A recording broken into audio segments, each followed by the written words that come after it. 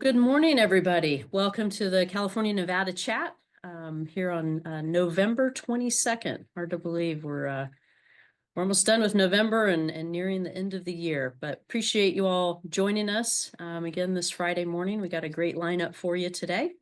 For those of you that don't know, my name is Nikki Gatch. I serve as the Executive Director of the Southern California PGA.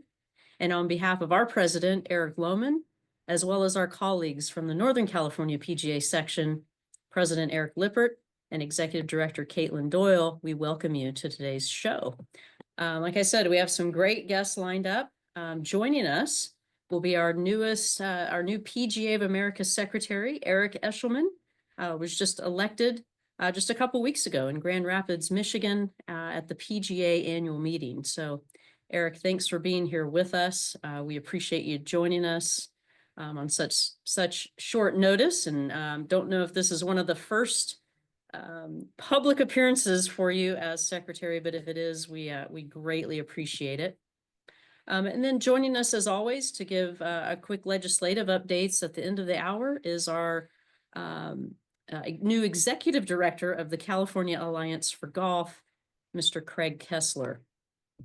Okay, so with that, I don't know if President Lippert and President Lohman are on, so we will, if they join us later, we'll hear from them as this will be their last chat as serving as president for both sections. Both their terms come to an end here in just a couple weeks at our section annual meetings.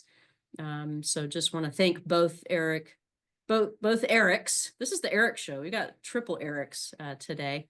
But we do want to thank Eric Lippert and Eric Lohman for not only their 2 years serving as president, but all the years that they've served in the officer roles and certainly their time on the board, committees, chapter level, everything that they've done. Those two guys have been great to work with, and they're just super passionate about what they do and our industry and game. So thank you to both of them, and hopefully they'll have a chance to pop on and say a few words. But with that, I'm going to turn it over to Mr. Eshelman and Eric again. Thank you so much for joining us today. And we'd like to learn a little bit about you, Sure. who you are, sort of your personal golf journey, and then let's dive into, what's happening with our association and, some of the important topics and challenges that we may have facing us coming up. So again, welcome. Thank you, Nikki. The triple Eric show today, if we get the other two on. So, Absolutely. and I know this is a fact. This is my first sections to meet with as an officer. So I'm honored to Awesome. be included with Northern and Southern California. So thank you very much. Thank you. Kind of originally a West Coast guy. At a very young age, we moved to Prescott, Arizona. And I grew up playing at Antelope Hills Municipal Golf Course in a neat little cowboy town in northern Arizona. The junior program was me and a bunch of retired old men that I all played golf with. So we would play from sun up till sundown. And fortunately, I ended up being the Arizona State high school champion. And then that led me to a golf scholarship at the University of Nebraska. So I went there and played golf at Nebraska, where I met my lovely wife, Kelly. And after there, we moved to Orlando, and I was a director of instruction or head instructor at the Grand Cypress Academy of Golf down in Orlando. I did that for 6 years. And then during that time, we started developing joint ventures around the country. And the RTJ Trail was one of our first golf schools and joint ventures to partner up with us. And they asked me to go head that up. So I did that. And I ran golf instruction for the Robert Trent Jones Golf Trail for almost 6 years again. And during that time, I used to teach a lot of members from the Country Club of Birmingham. And they said, hey, we're tired of coming out here. We would like you to come to our place and teach at our club. So I did that for 5 years. And then during that time, my predecessor here at the club, Ben Freeman, retired. And they asked me to become director of golf. So I've been the director of golf here at the Country Club of Birmingham now. I've been here for 23 years total. So very lucky. It's a 36-hole club right in kind of the heart of Birmingham, Alabama. And we have 1,650 members, big, busy place. Parking lot's kind of there. 80% of the members live within 2 miles of the club, and 90% live within 4 miles of the club. So it's kind of their home away from home for breakfast, lunch, dinner, card games, all that stuff, and a whole bunch of golf.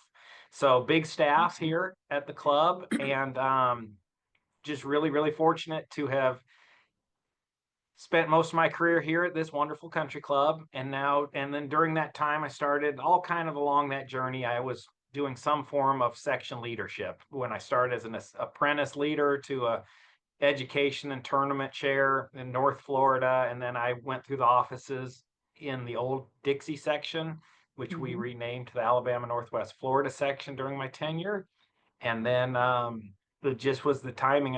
Past presidents at the annual meeting said, "Tell us about all this." And I said, it's really just lucky that the timing was when I was rolling off the offices, it was time to take that district role or, run for that district Mhm. role. So I got on became the district director for District 3, representing the 5 states and 3 sections across the Southeast. And then when that time was coming up, there was a national election, and people encouraged me to run for national office. And I ran with 3 incredible candidates, really, really good friends and golf professionals. And somebody had to get across the finish line first, and I was lucky enough to be that guy. So that's kind of my story in a very short snippet. But that's me, and I'm here, and I'm honored, and hope to do this position as well as I can possibly give it my all. Oh, that's awesome. Again, congratulations. I just want to remind everybody, if you do have a question for Eric, please type it in the chat. We'll be monitoring that and we'll be sure to ask him. Um, Tell us about, before we dive into, your role and some of the challenges that our association might be facing. I'm super curious to hear a little bit about the campaign. I mean, I know it's a long time. I think you all announced that you were running back at the show last January, right? So it's like a 10-month process. Brutal. It's really, really hard it's brutal. It's hard on golf professionals. It's hard on their families. Yeah, Probably we're going to look at shortening that, yeah, maybe yeah. trying to cut that by a good bit. But yeah, even prior to the show, we announced on January 1st. So January 1st till November 7th is a long, long time. Wow. So then the first official announcement then becomes at the PGA show that third week of January. Super regionals was a new version of a super regionals where we did them all in Hmm. one week, which it worked, but it was a bit of a grind, but we got Yeah, through that. And then, go all the way through the summer of campaigning and working hard at that. So it's a long, long time to get to November. So I think we could shorten that up and make it a little easier on everybody. And that includes, the delegates voting and the sections giving time and attention to the delegates or to the candidates. A little shorter, more condensed time period, I think would be a little more focused. yeah, for sure. Well, you did a great job. I just want to say, you were so, I know you personally called every 41 executive director. So you and I had a chance to talk, and obviously you talked to section officers and was always getting an email or a text or a note in the mail, and you really did a nice job with your campaign, and obviously that showed, and you're sitting in the seat. So, well, we do have a question in the chat, and we're just going to dive right in, Eric. We're just throwing. I hope you're ready, Let's do it. but Let's do it. Yeah. Remember, we're all friends now. You don't have to grind me like in the past, right? We're all that's friends. right. That's right. But So no, here we this go. this comes from SoCal. And this is from one of our past presidents, Mr. Andy Tooney. What is the situation with paying tour players to play in the Ryder Cup? Oh, we knew it was going to come out at some I point, right, mean, Andy? let's just start with a bang. Let's start with a bang. So it's a PR nightmare right now for everybody, for the players, for us, and for everybody. So there was a leak um, in a publication out of London that said we would be paying the players $400,000, and it was talked like we leaked that, and that's couldn't be any more from it couldn't be further from the truth. So that's part one. Part two is we're trying to do our very best to be great partners with the players and make the Ryder Cup an incredible experience, right? So, Mhm. yeah, I can't say all the details. I can't share all the details other than that we are working through numerous solutions where everybody comes out looking good. The Ryder Cup is a major league sporting event, right? It's one of the crown jewels of golf. We have this giant debate between the European players that, you basically saw Sergio Garcia this week say, I'll pay $1 million to play in the Ryder Cup. He's paying the Yeah. penalty so he can rejoin the DP World Tour so he could be Hmm. eligible for the Ryder Cup. So you've got that side, and then you've got the players on this side that are demanding some, wanting some money to be paid, and we're trying to work through solutions, and we're trying to help everybody look good in this part because we want that New York fan base to be all about us, right? We want them to be patriotic and cheering on America, and we want to put our best foot forward and look like we're doing this, playing and doing this for all the right reasons. And Yeah, and I can't give all the details, but rest assured, sure. Andy, we are deep. We are having long time. If I told you how many hours I've spent in my first 2 weeks on the job, if you put a percentage of time to what I've done, it's been the Ryder Cup's been the number one part. So Yeah, we're deep. We're in a deep dive and hoping to come up with some creative solutions so we can get through that. Because the bottom line is, if you ask for a show of hands, hey, who wants to pay the players, whatnot, it's not going to be real promising, right? So hmm, we're trying to make this good for all sides. We want our captain Keegan Bradley to be happy with some of these solutions so he can take that to the players and they're happy. And then and the other goal is to get this where it's got some sustainability in future Ryder Cups. So we're not just every year, every time this comes up, the pay for play debate fires up. And then sometimes it fires up way before. And then, like other times you saw in Italy, it tended to fire up during. And it would be really nice if we could get some solutions in there where we're not fighting it every time. yeah, for sure. So 2 points. One, I want to, just remind everybody, if you don't know, that the PGA does allocate $200,000 per player on our team for them to donate back to charity. And I will say that we are super fortunate. One of our junior tour alums, Max Homa, was gracious to send us part of that donation back to our foundation, our junior tour. So couldn't be more grateful for that. I think that story needs to be told a little bit more, assuming we're still gonna continue with that. And then Gus Jones up north. Hi, Gus. Thanks for joining us. He wanted to make sure that we remind everyone that the tour does benefit financially from the Ryder Cup as well. Yeah, so we pay 20% back of television revenues. Go back, and hello to my dear friend Gus. What a great guy. What a great golf professional. Yep. Uh we pay 20% back of the television rights back to the PGA Tour, which is certainly a size that's in the millions and millions of dollars. And then also we are great partners in the fact that their families, we take care of their families. We fly Oh them yeah. first class, we put them in, we house them, we feed them. We make that Clothe them. experience, clothe them. We make that experience for the families, the players' families, as good as we possibly can, which is a big price tag that comes along with Sure. that too. So we Sure. definitely do our part, and that part of charity, right? That let's never overlook. Golf gives back to charities, and boy, it's even better that Max was able to do that for your foundation in Southern Cal. Yeah, super grateful.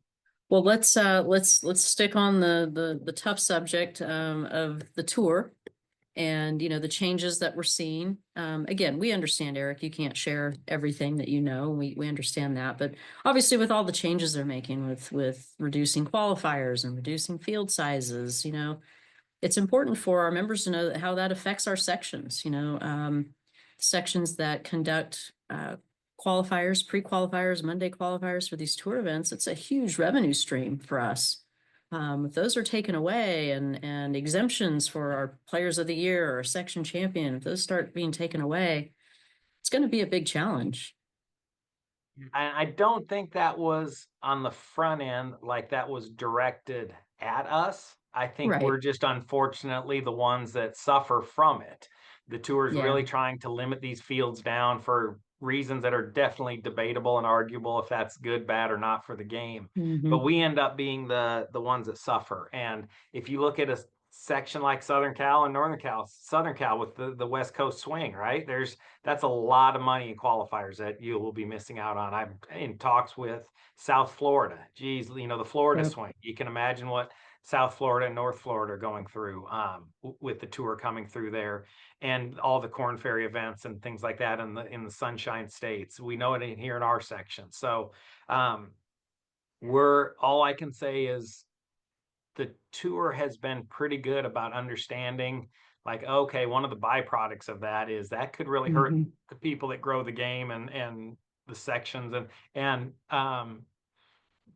they they understand that that was that's a bad byproduct for us. So we're trying to, Yeah. partner up in some of these things, and hopefully I can't share all the solutions, but once again, we're working on those and seeing if there's ways we can find some more creative revenue streams working in some partnership roles.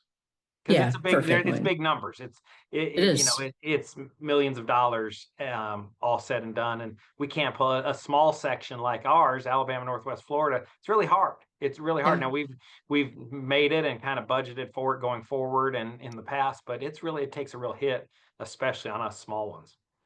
For sure. We were fortunate. Obviously, the first go around of changes won't go into effect till the 2026 season, but in SoCal, luckily we dodged a big bullet. So everything is going to be fine. Caitlin, I don't know, was anything going to affect you guys are good too?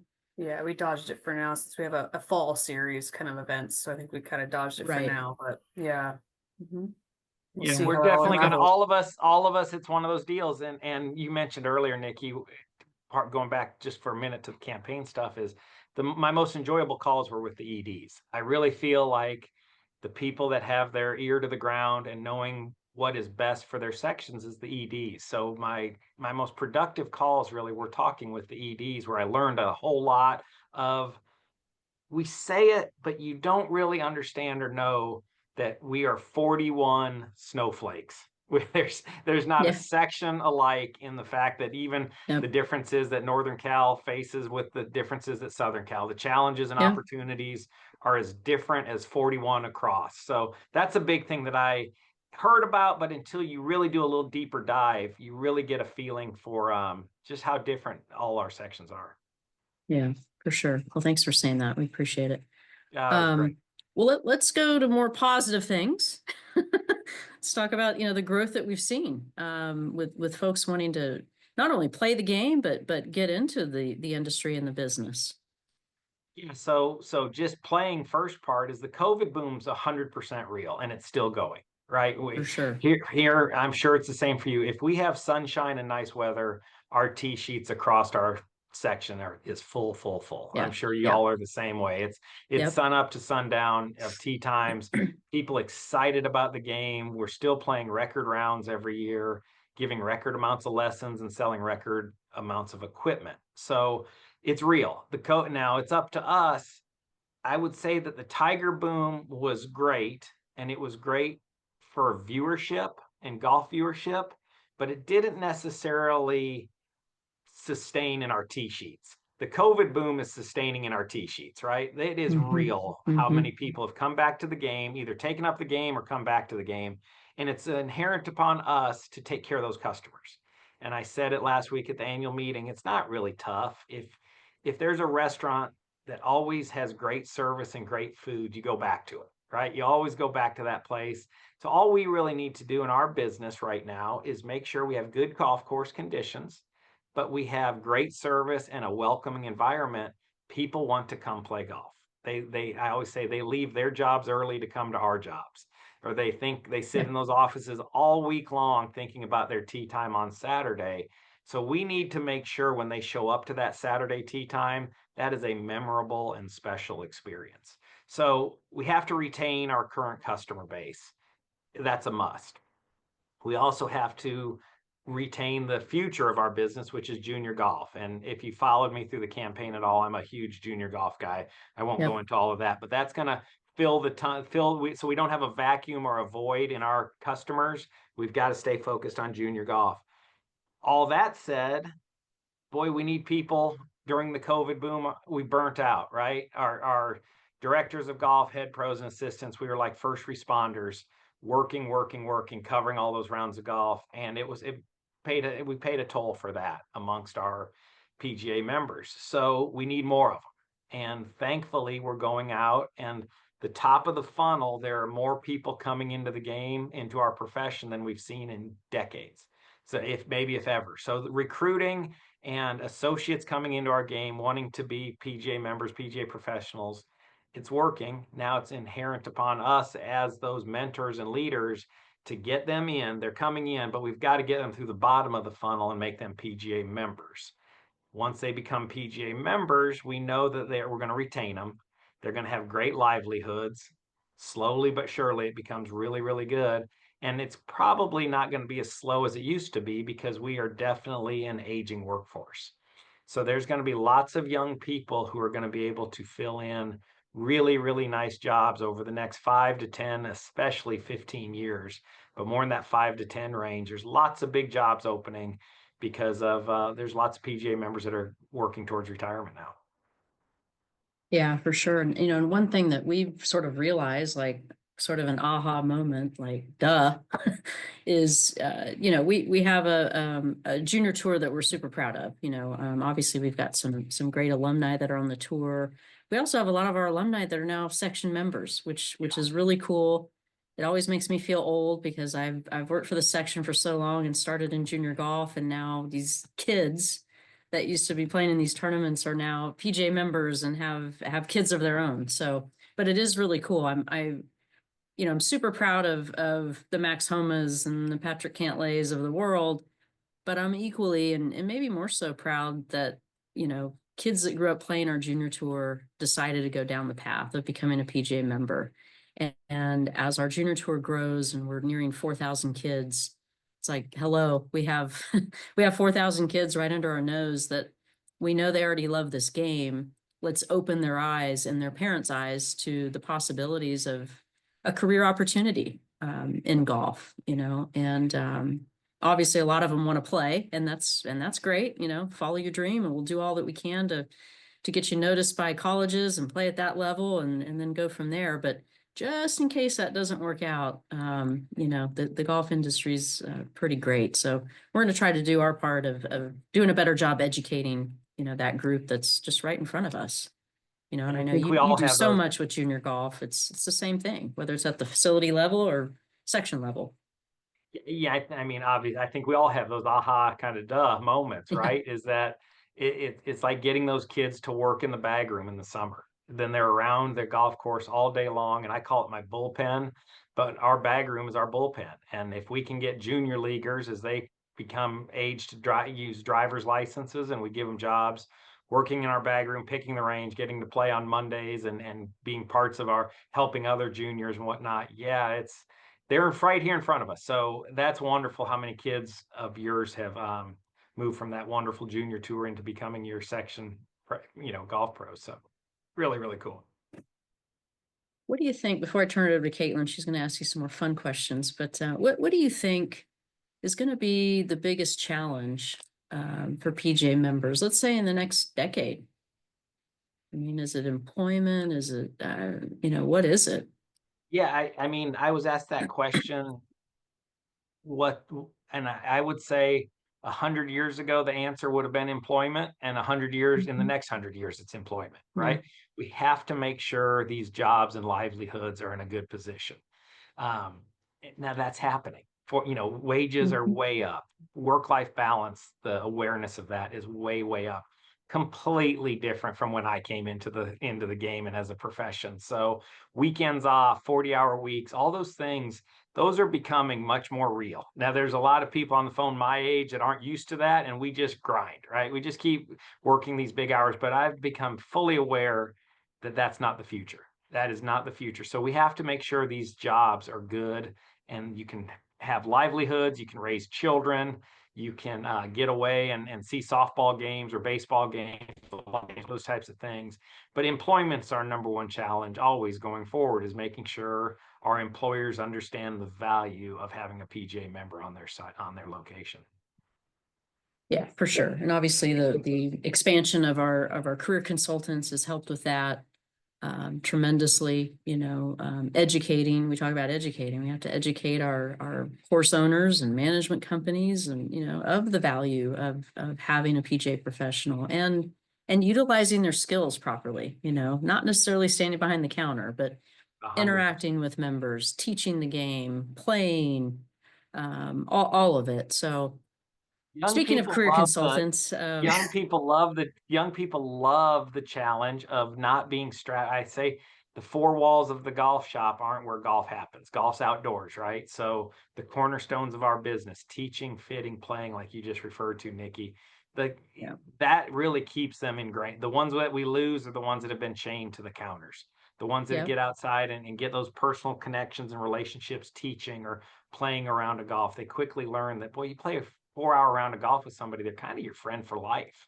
They really are. So, but yeah, we have to keep just shouting from the rooftops our value of PGA, being a PGA professional. And also the other good news is you can find your way, right? With the 3 different career paths, you can find what you're good at. Mhm. Some people love Mhm. merchandising. Nothing wrong with that. Find your career path there and dive into it. Others love the executive management. They want to work up and become more like general managers at the facilities. And then there's the coaching and teaching route. So Yeah. you can find the areas of our profession that fit you and suit you the best as a square peg in a square hole. And I think what's exciting, I mean, we're seeing it here in SoCal and Caitlin, probably you as well, and hopefully across the country, but seeing more PGA members in general manager positions, assistant general manager positions, membership directors. I mean, what better person to sell the experience of a club than a PGA member? So that's exciting to me, is just seeing some of the different roles that we're taking. So Friend from Southern Cal, Robin Shelton, he yep. sent me a nice thank you note, and there it is, PGA general manager. Yep. That's so the highest ranking official at a club or golf course or facility is a PGA member. Boy, Mhm. that's a great livelihood for our folks. So, and it's great that that's leadership in every way.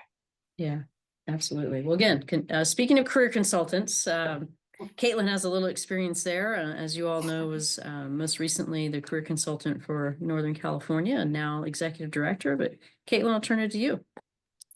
Yeah, absolutely. Thanks, Nikki and Eric. We're so proud of you and so happy to have you as our next secretary of the association. So, obviously great job through the whole campaign and really happy to have you today. So I get the luxury of doing some fun questions. Nikki grilled you, and now I'm going to do some fun questions. So I guess, Nikki was pretty nice with me there. yeah. I guess I'll start with so what are you most looking forward to? Obviously you're going to be in the officer roles for several years. What's kind of exciting for you? Yeah. Just leading and inspiring others, leading young people. Like I'm really into associate pros. I'm just really into young people. I feel like I've had the chance to make it kind of, and it's time to pay back. And the thing I'm really into is inspiring our 20 and 30 somethings to have lives like me and hand this down to them. So that's what I love. And so, if I'm at the PGA show, or if I'm speaking to a section, or if I'm speaking at a meeting, I hope the young people go, I want to be like that. I want to be like that. And then I also want that person to say, hey, Eric's had a pretty big job. But he gives back to our association. So I want him to get involved and dive into, pick up a role on one of the committees in your section. Give back. So that's all I'm doing, is I'm giving back to the association that's given me so much. But that's what I'm pumped about. I hope to inspire others. That's awesome. Well done. Yeah. And I think, your campaign speech from, Chris Biggins, who got up on the stage and it talked about, how you are as a boss and a leader. I mean, gosh, I was tearing up at that. So I think you definitely do that every day and inspire your team. So thanks for leading in that way, for sure. Thanks. Yeah, Chris just did a podcast. Hmm. I think Larry Stein out of Southern Cal does a really cool podcast, and Chris just finished it. I think they just put it up online. But for those listeners who are tuned in today, Google him, Chris Biggins. Just Google him. He's one of our assistant professionals that have been with me for over 10 years now, and he's a miraculous story. He's just absolutely miraculous, and kind of a no-brainer to have him give my introduction speech. I love him like a son. Hmm. Yeah, absolutely. You nailed it for sure. Okay. So what is your favorite club in your golf bag, Eric?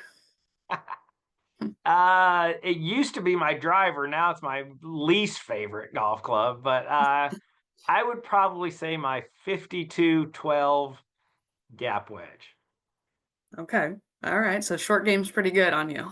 Yeah, once again, I'm trying to relate all this stuff back to my audience, but one of my mentors was La Jolla's finest, Phil Rogers. He was like a grandfather to me. And so he taught me how to make that wedge work a little bit. So although my game has deteriorated a bit, I can still get in bunkers and chip and pitch it pretty good. And that 52-12 is kind of, I never chunk that thing. I sometimes chunk other ones, but I never chunk that 52-12.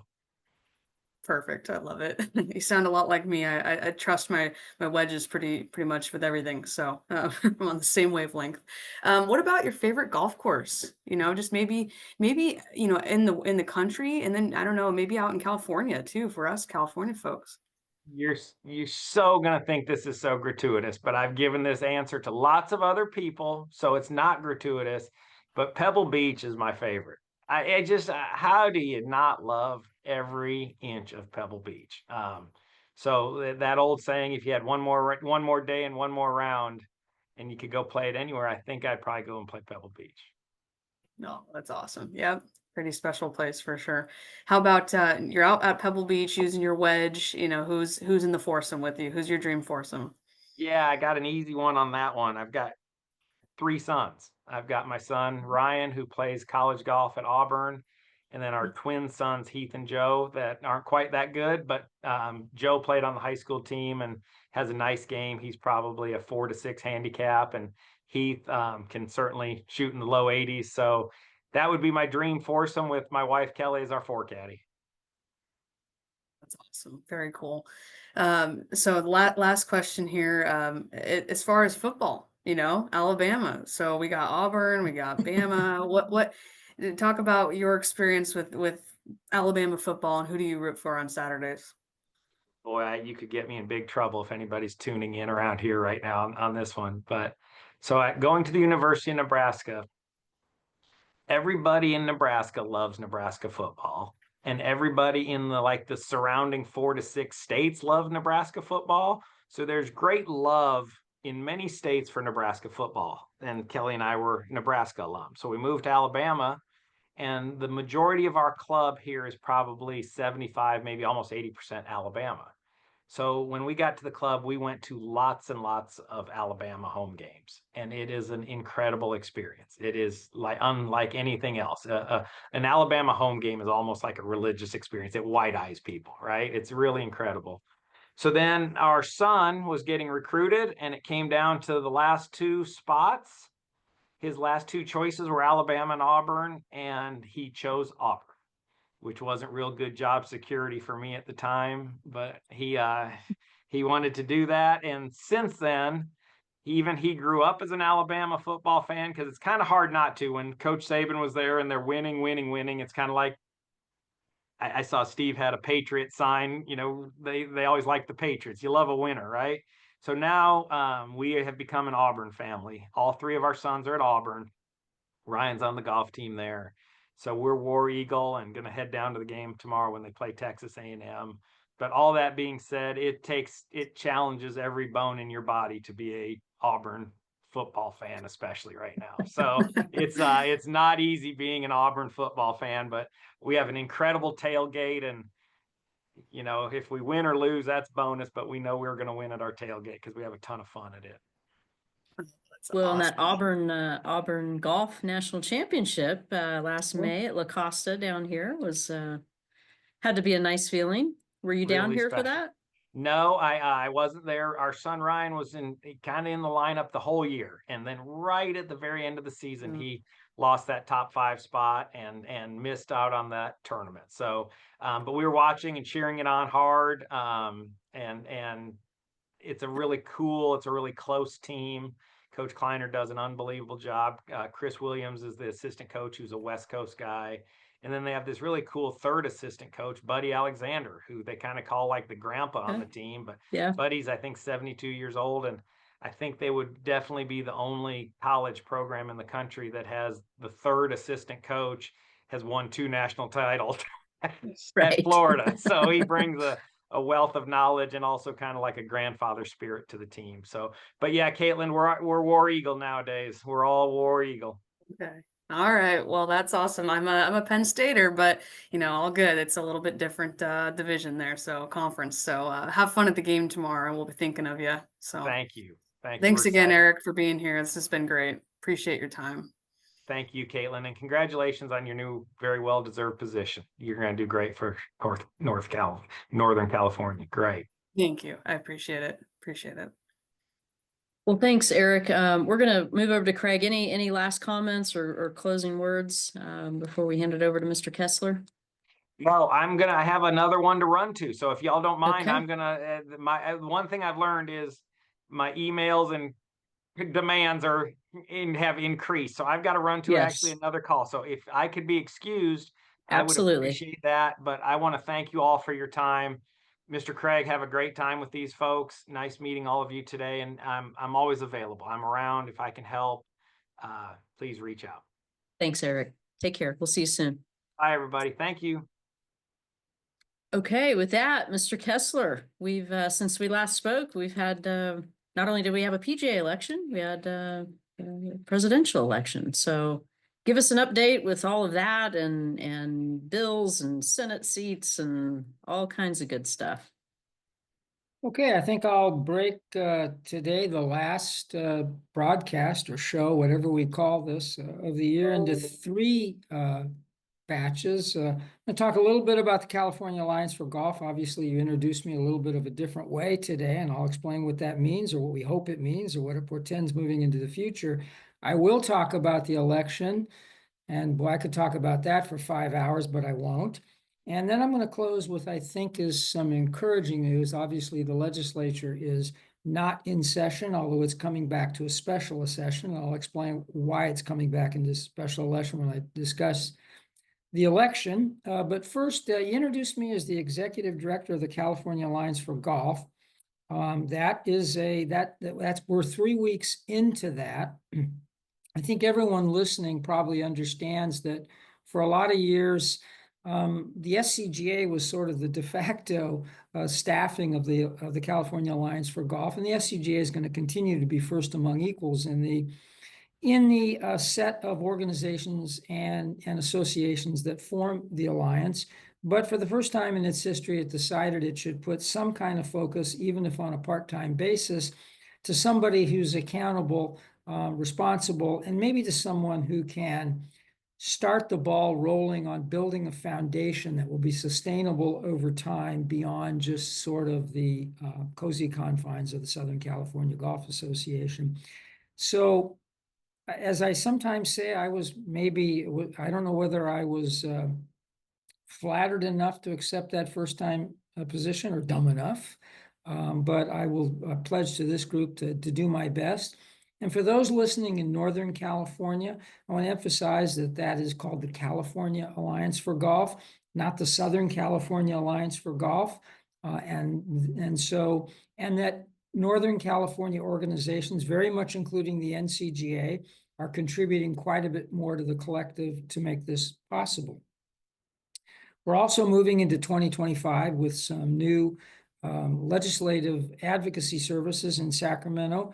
That was not something done by choice or that we were dissatisfied prior, but many of you may understand that tragically, sadly, our longtime legislative consultant in Sacramento wrapped his car around a tree over the summer and unfortunately died.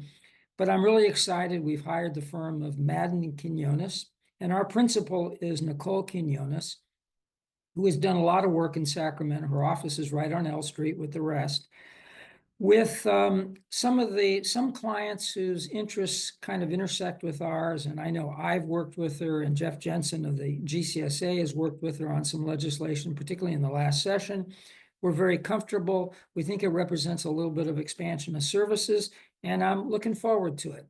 And I'll say that I've sort of been the legislative policy analyst or director for CAG for a long period of time. In addition to that, it is my hope, it is at least the challenge that's been put on my plate, to set the stage so that California Alliance for Golf can grow financially, grow in terms of a value proposition that will appeal to some of the industries and sectors that have long benefited from CAG's works, but haven't necessarily contributed to it. And maybe with the focus and maybe with this sort of new regime, they'll see the wisdom in that and will be able to grow the organization. As if I said, if I do my job right, I'm a very much a transitional figure or an interim figure. I'll be able to generate something big enough so that you can hire someone half my age and work them full time. Although I do have to add with Nikki on this call that when the organizations first put together a job description for this part-time executive director, Nikki called me and said, "So Craig, how do you like this 80-hour-a-week part-time position they're designing for you?" And I said, "Nikki, 80, it looks like 120 hours." So rest assured, we've pared it back. I'm not sure that it's part-time, but it's something a little bit more reasonable. I pledge to do my best, and I suppose you'll be hearing about this a little bit on these chats as we move into 2025. Now, about that election that Nikki referred to, there is a lot to unpack there, and that unpacking will go on well into 2025. But here in California, we can draw a few conclusions thus far. It's undoubtedly both houses of our legislature will remain 2/3 Democratic control, which called a supermajority, which means that for certain purposes, particularly for taxes and budgets, Republicans are irrelevant, continue to be irrelevant. There are a couple of seats still outstanding on the that have yet to be decided, and a couple of them are key congressional seats, as it would appear, based on what we're seeing as the returns continue to come in, and they'll come in for another until December. I think 2 of the current Republican seats in the House of Representatives in California will be flipped to Democratic control, which is an indicator that California is a slightly different place than the rest of the nation on that date. However, not entirely. We understand that on one hand, the voters of this state very much refused to give up the 67% threshold for certain kinds of tax measures passage, refusing because there was an initiative on the ballot that would have lowered that to 55%. That was rejected. But in specific instances like the climate bond, Prop 4, which passed pretty overwhelmingly, when Californians are convinced of the utility of spending money on certain things, they will. Same thing goes for LA County voters who voted to tax themselves 0.5% on the sales tax to fund homelessness. But in other regards, they rejected those things. So the good news for golf is the climate bond is very much a water bond and a parks bond, and it's good for us. So if the residents of this state are going to tax themselves to pay for certain things, it's good that they're taxing themselves to pay for things that directly benefit the golf sector in the state of California. That's one hand. On the other hand, by a very narrow margin, the voters of this state sort of stopped that stampede towards higher and higher minimum wages by rejecting an initiative that would have raised the state minimum wage another $1 in 1 year and then $2 beyond that. Again, it was by a narrow margin, but that goes a little bit counter in the direction that the state's been going in. Now, normally, I always would say on a call like this in the past that Eric Eshelman, there are a lot of Erics on this call. He lives in a state in which a national election has incredible impact. He's in Alabama. I usually say, doesn't matter here much in California. Yes, we live in the United States of America. I didn't want to indicate that somehow who sits in the White House is not important to us. But in terms of the golf industry, virtually everything that affects us is local, regional, and state. But this year is a little bit, unlike Alabama, but this year is a little bit different in the sense that our legislature is going into special session called by the governor on December 2nd. I think a lot of that is performative, but in essence, it's to raise a lot of money to sue the federal government in anticipation of it. So we're kind of back to 2017 through the end of 2020 again, and that's not a comfortable position to be in, and we don't know what the impact will be. And there are, in some ways, things like the small off-road engines, the ban on the sale of that equipment here in California, which is already in effect, yet the national waivers necessary to effectuate it have yet to be approved by the Biden administration, along with 7 other exceptions to federal rules that California for over 50 years has routinely received. Although when Trump was in the White House the first time, he kind of challenged it, but then backed off. But I expect in a second term to see that challenge. Now, and that challenge will probably come. So that could mean that the gas-powered equipment that's banned for sale at this particular point, not for use, but for sale, that may not hold. But I do expect the state of California to invoke the Congressional Review Act in order to block that, which means we'll be in litigation, which means all of this will be delayed, which means there'll be the kind of instability and ambiguity that is really not good for our, and it's not good for any industry, but that's sort of where we're headed.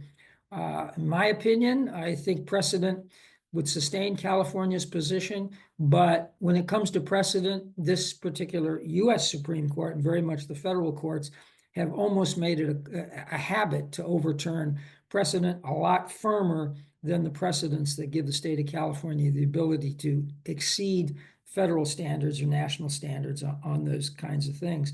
So my usual rule of thumb is that what happens in Congress doesn't matter as much for us, for our industry anyway, on the ground. But in this case, I expect that very well could be different. In what way? Who knows? Everything's in play right now, and we'll just simply have to go step by step as we move into 2025. It promises to be a great adventure because clearly the entire West Coast was out of sync with the other states. Although I do have to point out that when all the votes are counted, the electoral majority that Trump just won is the 44th best, the 44th widest out of 51 elections. So it was a very narrow election. And the popular vote advantage that Trump will get will be less than 1.5%. So those who might suggest that this was somehow a realigning election or epical, clearly, whoever loses elections, whether it's Republicans or Democrats, there's a lot of hand-wringing and finger-pointing. They don't like to lose. Nonetheless, again, whereas the 2016 and 2020 elections were literally flipped by roughly 100,000 voters in a handful of states, this one was only different in the sense it was about 200,000 voters in 6 to 7 states that determined it. And as I put in the newsletter that many of you got, that I'm a political wonk or political junkie. So for much of my early life, all I heard was there isn't a dime's worth of difference between the two parties or two candidates. We want a choice, not an echo. And I think Americans may pine a little bit more for the echo than for the choice, because substantial differences now swing on a couple of 100,000 voters. So maybe the lament that so many issued when I was a younger guy about not a dime's worth of difference, we wish there wasn't a $10,000 worth of difference between the two as we wildly oscillate from one thing to another. Expect on January 20th, maybe January 21st, there'll be a whole host of executive orders that overturned all the executive orders that were put in 4 years previous, that overturned all the executive orders of 4 years previous to that. Ultimately, it tells us, if nothing else, in California, we refer to our weather as weather whiplash. I think the United States, on a larger scale, we're sort of into political whiplash as we oscillate between two extremes. Finally, I'd just like to conclude that I know in recent chats, and I've talked about, I think we should be extraordinarily pleased in the last 4 to 5 years with the results that we have achieved in Sacramento. And whether it's getting exceptions for independent contracting, whether it's defeating 2 runs of the Public Golf Endangerment Acts, whether it's getting the ability for our licensed applicators to use certain things that are banned otherwise. We got onto the agricultural, exceptions. On to this last session, very effectively amending out of a piece of legislation something that would have, I'm looking at Eric Lohman on that would have really damaged the facility where he is the GM. It would have prohibited the use of all pesticides and fertilizers at his golf course because it's in the coastal zone. And I think we've developed enough cachet in Sacramento that the sponsor of the bill and the author of the bill wanted to amended that out thoroughly to our satisfaction. And the good news for us was they amended it out because they didn't think they could get it through the Democratic Natural Resources Committee unless they did. So that's an indicator. And I think on another level, while as much as maybe we're disappointed that a bill we put a lot of stock in that was sponsored by the California Utilities Association that would have set for the first time in California history a target on water supply and would have upped it by 2050 to 9 million acre feet. The governor vetoed it, but as I've pointed out, he probably vetoed it for only for political reasons because he's supporting so many things that ought to encourage us in terms of a sector that's very much dependent upon increasing our water supply, not just with the older techniques, but also with all of the newer techniques of aquifer recharge, desalination, stormwater capture, and those kinds of things, and potable reuse to add to that. And I'd use as evidence to that our governor has supported the Sites Reservoir. Recently, the state cooperated with the Bureau of Reclamation and the water agencies in this state to add significant storage to the San Luis Reservoir, which, by the way, for those listening in the northern part of the state, is not a storage mechanism that serves the southern part of the state, but the central and northern part of the state, including Santa Clara County. And I'd also add, and the governor has been strong support of his own Delta conveyance plan, which is viscerally opposed by a lot of environmental organizations. It would appear that the biggest financial contributor to that, which is the Metropolitan Water District of Southern California, will on the 10th probably vote to continue the funding for the study and begin the process. So in so many ways, I know we tend to look at these things negatively. A lot of things are really going our way. There is some uncertainty and ambiguity factored into a national election, which is very contrary to the way California's electorate and separate government goes. And it is interesting when you deal with politics to see the flips. I remember at a younger life when the Republican Party talked more about states' rights. Oddly enough, the Democratic Party talks a little bit more about states' rights and state sovereignty right now. It just depends on which side you sit on. So all things moving forward, as I assume this new position, that some have said I was crazy to do at my particular age, but it's not the first crazy thing, and don't smile, Nikki, that I've done in my long career in golf. I think it's craziness. I hope in support of the game. We'll do our best. And just as a genuine closing comment, I always have two closing comments. You know that, Nikki. I will simply add that the person who Eric Eshelman cited as being on the Larry Stein broadcast, he's not on to write. Had he still been on, I would have suggested it was a pleasure meeting him and listening to him. I was very impressed. But to note that Nikki is a past president of the Southern California Golf Association. Larry Stein, who did this podcast with the person who did the nominating speech for the new secretary of the PGA of America, is a member of the SCGA board of directors. If nothing else, we should be proud in Southern California and Northern California too, but a little less so, that the way we roll here is genuinely collaborative. Whether it's the amateur association, the professional section, the GCSA chapters, and all those sorts of things, there's a lot that those other places in this country can learn, that we really are better together, stronger together. Whether we're together in California, at least on the area that I work in, because we had the hot breath of a certain political stripe that didn't much care for us, or whether we're that virtuous makes no difference. I think we've proven that it works for the game. And I'm seeing at other levels, both in the PGA of America or the National Golf Course Owners Association and others, even among the architects, we're a little bit distant from the rest of us because we know why. Is that spirit is catching on. So let's continue. The weather moves from west to east. The politics tends to work from west to east. Let's remain committed and resolved to have that sort of spirit of effective collaboration continue to move from west to east. It's taking great hold in the state of Arizona. So we made it one state over, but I think we can make it all the way to the Atlantic Ocean and go from there. So with that really was my concluding remark, Nikki. Wow. is Good, in because the I was going to cut you off. I'm Well, just I kidding, spoke in Greg. front I of would the government never. yesterday, and I concluded before my time was up and pointed out that I just concluded because I didn't want someone to say, Mr. Kessler, your time is up, get out of here. So with that, as always, I really appreciate the partnership, the support, the collaboration with the two sections in the state. And I look forward to continuing that and look forward to a closer partnership and collaboration with the northern part of the state moving forward. Thanks. Absolutely. Thanks, Craig. Appreciate that as always. As we wrap up, I'd like to welcome the 41st president of the Southern California PGA, Mr. Eric Lohman, to wrap this up for us. Thanks for joining, Eric. No worries. Thanks, Nikki, and thanks, Craig, for all that he does and has said today. I know one other thing that goes west to east, and that's my golf ball.